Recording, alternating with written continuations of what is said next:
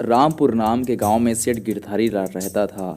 वह धन के प्रति बहुत लालची था और बहुत ही ज़्यादा कंजूस था और कभी भी अपने पैसों को अधिक करने के लिए वह दूसरे को ठगने की कोशिश करता रहता था।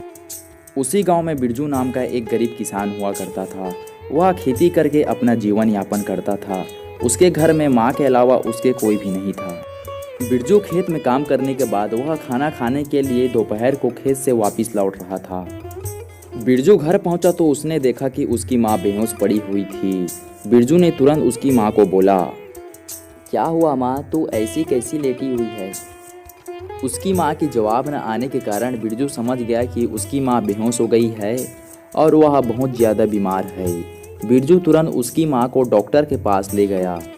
थोड़ी देर बाद डॉक्टर चेकअप करने के बाद बिरजू से आकर बोलता है, अरे बिरजू भाई, तुम्हारी माँ को एक जानलेवा बीमारी हो गई है। इसके इलाज के लिए लगभग 4 लाख रुपए लगेंगे।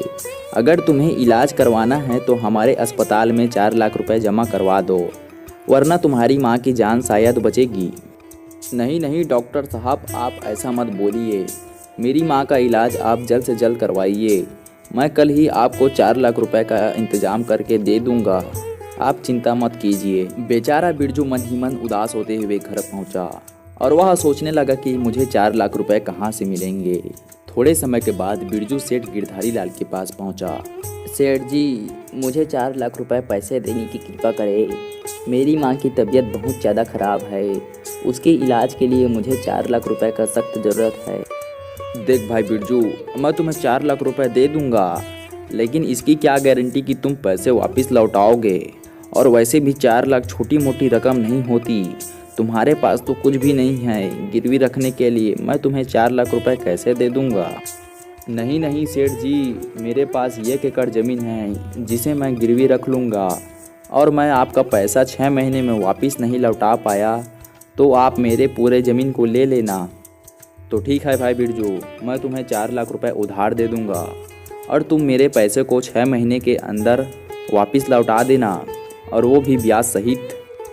कुछ हफ्तों के अंदर बिरजू की माँ सही हो जाती है। बिरजू फिर से खेती बाड़ी का काम करने अपने खेत चला जाता है। बिरजू सोचता है कि 2 महीनों के अंदर में फसल पूरी तरीके से हो जाएगी।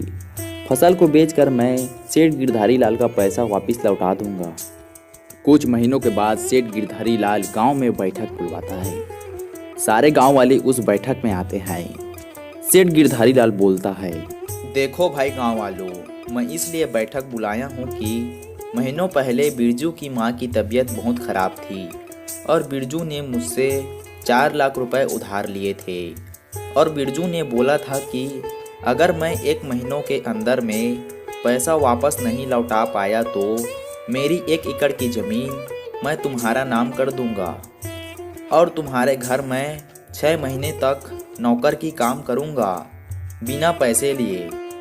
नहीं गांव वालों, यह सरासर झूठ है। सेठ गिरधारी लाल मेरा ज़मीन हथियाने के लिए यह झूठ बोल रहा है। हाँ, मैंने 4 लाख रुपए उधार लिए थे, लेकिन उसे मुझे 6 महीनों में वापस लौटाना था, और मैंने नौकर वाली बात नहीं की थी। मैंने बोला था कि अगर मैं आपका पैसा 6 महीनों के अंदर नहीं लौटा पाया तो मेरा ज़मीन मैं तुम्हारे नाम कर दूंगा। देखो बिरजू, तुम झूठ मत बोलो।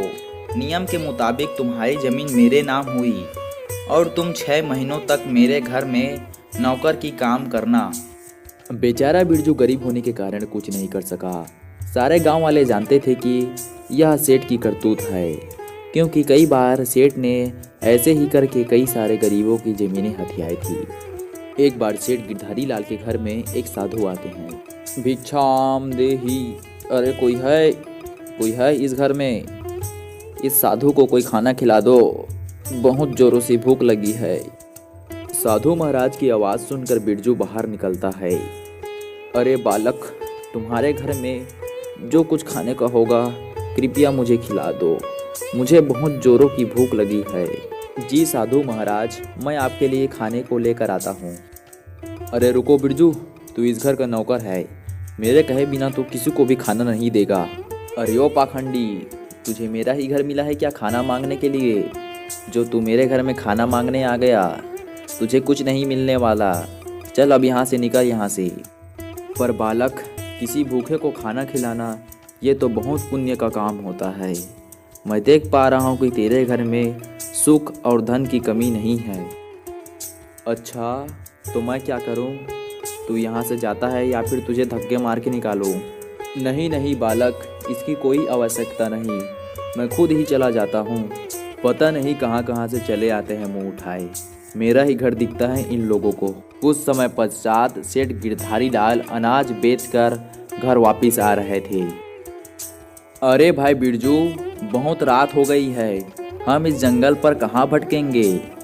सेठ जी, देखो सामने एक झोपड़ी दिखाई दे रही है, चलो वहाँ पर चलते हैं।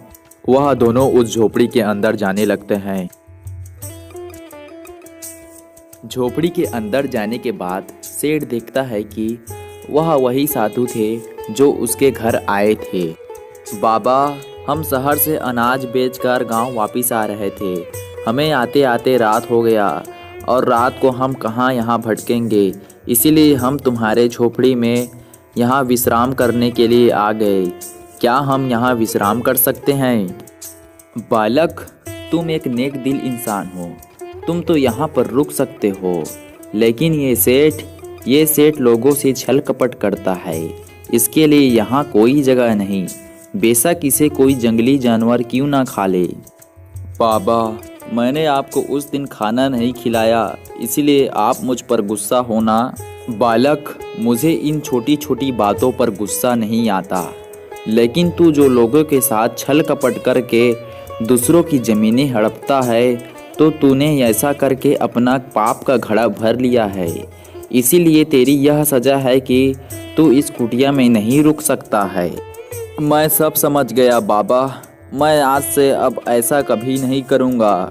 मैंने जिसकी ज़मीन भी हड़पी है, मैं उसकी ज़मीन वापस लौटा दूँगा।